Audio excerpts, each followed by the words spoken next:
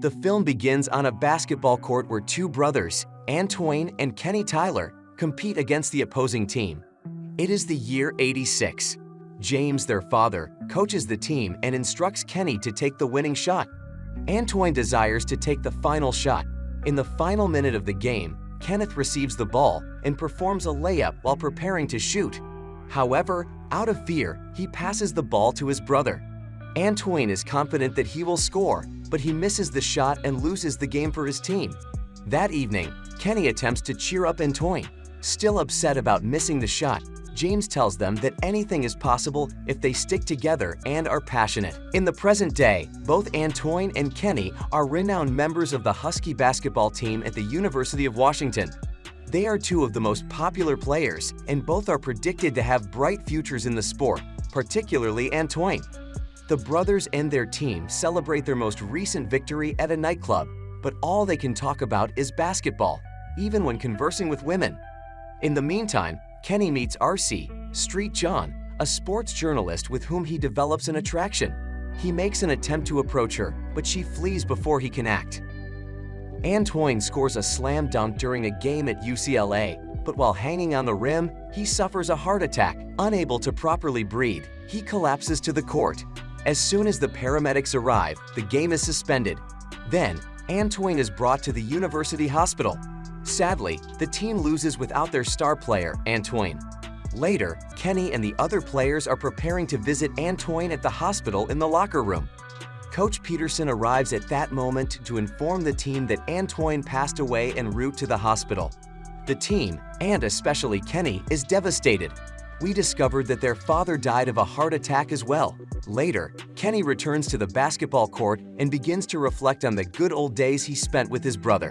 He begins to complain that God is unfair and eventually loses his composure. R.C. observes a distraught Kenny from a distance. The following day, she apologizes for his loss to him at his college. Kenny is frustrated that numerous news outlets are seeking an interview with him about his brother's death. They would not allow him to mourn in peace and dignity. R.C. reassures him that she is not there for an interview and offers him a shoulder to cry on. Kenny and the team are practicing on the court later that day. However, without Antoine, they begin to disintegrate. They are different without him. In the meantime, Kenny begins to slouch and is unfocused during practice. Coach Peterson later approaches Kenny and demands that he focus on the game. As Antoine would desire the same, he encourages him to regain his spirit. Nevertheless, still devastated by his brother's untimely death, Kenneth believes he needs additional time. During a match against the California Bears, Kenneth begins to hear Antoine's voice. Soon thereafter, strange sequences begin to occur, and Kenny's team takes the lead. In the final second of the game, Kenny scores an unexpected three-pointer from half-court, leading his team to an unexpected victory. Everyone is impressed with the team's performance. Even the journalists are eager to write new stories. After the game, the remaining players change and return to their homes. Kenny is alone in the locker room when he begins to once again hear Antoine's voice. When he follows the sound and moves forward, he sees a bright flash of light from which a man emerges. It does not take Kenny long to recognize that it is his brother Antoine. Kenneth, frightened and startled, begins to flee, but his brother stops in with force. Antoine reveals that he assisted the team supernaturally earlier in the game and explains that Kenny called him to return. He is determined to bring home the trophy, so he promises to assist his brother and the team in future games. Next, the Huskies will face the Washington team in a challenging contest. Most of the reporters bet on the Washington team. As Coach Peterson briefs the team on the game's strategy, as only Kenny can see Antoine, his teammates begin to question his suspicious behavior. The ghost brother begins pulling pranks that only Kenny can see at one point. During the game, Antoine assists the team and assists Kenny in a last-second slam dunk, resulting in another unexpected victory for the team. Kenny and Antoine celebrate their victory in the locker room after the game. Kenny leaps around his brother, hugging and tossing him, but his teammates only see him dancing erratically. They believe that Kenny is still coping with his brother's untimely death. The next day, Kenny observes R.C. sitting in a nearby pond and approaches her. Although only Kenny can see or hear Antoine's ghost, following the lull caused by Antoine's passing, she attempts to coax it out of Kenny. However, he says nothing to her. Then, Kenny asks if they can go out sometime, to which she agrees enthusiastically. Later on, Kenny goes to practice, but Antoine's spirit follows him. As they engage in a friendly brawl, Kenny's teammates stare in silence, convinced that he has lost his mind. Kenny then attempts to justify his peculiar behavior. He informs his teammates of Antoine's return, but they are dubious. Then, Kenny begs his brother to convince them that he exists. Antoine initially refuses, but after much persuasion, he eventually agrees. Following this, Kenny asks the shortest of his teammates, Danny, to perform a slam dunk. Everyone is stunned when Danny dunks the ball, prompting Kenny to convince them that Antoine assisted them. However, his teammates remain unconvinced, which enrages Antoine. Consequently, he uses supernatural forces to finally persuade the team, slamming every door in his path. The team advances to the national championship tournament for the first time in more than a decade due to Antoine's influence. RC's colleague is suspicious of Kenny and the Huskies during one game, so he manipulates her into uncovering the truth.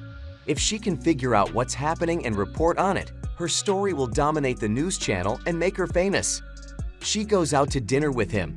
Kenny's relationship with her grows despite Antoine's efforts to break them up, as he believes RC is only interested in writing a story about him.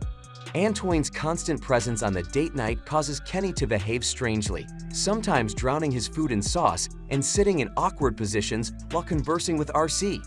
His date finds his behavior extremely peculiar, but she does not ask him about it. Prior to the end of their date for the evening, Kenny makes an effort to kiss RC. However, Antoine's spirit prevented him. RC returns to her apartment and begins to watch the Huskies game on television when she notices something odd. She realizes that a supernatural force is assisting Kenny and his team in winning their matches. Meanwhile, Kenny's teammates begin to harbor doubts regarding Antoine's participation in their games. They'd recognize that their game has been unfair, so they wish to remove Antoine from the squad. Then, Kenny informs Antoine, who becomes enraged and destroys the room they are in. Antoine mentions that he never wanted to die after calming down. Kenny informs the team that he wants his brother to stay because he cannot risk losing him again. In the meantime, RC prepares to submit a story to her colleague, but after Kenny informs her that Antoine is assisting the team, she decides to abandon the story. Meanwhile, the team advances to the Final Four, where they will face Georgetown. During the game, Antoine's tricks begin to fail, and the Huskies begin to lose points. His frustration causes him to slam Jared Smith, a close friend of Kenny's, into the board. This causes Smith severe injuries, and he is hospitalized with broken arms and a broken back. Later, while Kenny is visiting his friend in the hospital, RC arrives and informs him that he is allowing his brother to control his life, even in death, and that he will never live until he lets Antoine go. Kenny finally realizes that things are out of control, so he decides to have a conversation with his brother. He then returns to the locker room in search of Antoine. When his deceased brother reappears, Kenneth informs him that they have been cheating in the games and that he must leave. Antoine expresses his desire to play in the championship game and win the national title. However, Kenny continues to resist. The other teammates join in and warn Antoine's ghost not to interfere with the championship game, otherwise, they will forfeit voluntarily. Antoine, disappointed, departs but lingers nearby. The final day of the tournament has arrived, and the team is prepared to give their all. Before the game, Coach Peterson inspires the team by relating a personal experience. The fact that he and his team lost the championship when he was their age still haunts him. This inspires Kenny and the team prior to entering the court. However, they play poorly because they are accustomed to Antoine's assistance. In the first half, their deficit is a staggering 20 points. Some teammates want Antoine back so they can win the championship, but Kenny disagrees. Later, at halftime, he gives an uplifting speech in which he declares that Antoine will always be in their hearts.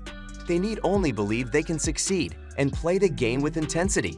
Thankfully, the speech is effective and all of the teammates are inspired. They mount an impressive comeback in the second half, which brings the game to a close. In the final seconds of the game, with the score tied, the opposing team makes every effort to defend, but Kenny manages to get his hands on the ball. 3 seconds remain before he attempts the game-winning shot. Antoine wants to ensure their victory, so he tries to assist, but Kenny forbids him. Fortunately, the shot goes directly through the net, giving the Huskies their first championship. As the final whistle blows, the spectators and reporters express awe. The end of the game. Everyone applauds Kenny and his Huskies. Before ascending to the afterlife, Antoine shares a final moment with his brother, Kenny, reminding him that he will always be with him. He then departs in silence into the distance, surrounded by a multitude of lights. Coach Peterson observes this and asks Kenny, "Was that Antoine, their sixth man?" Kenny confirms that it was Antoine. How did you like this story? If you want more, visit our channel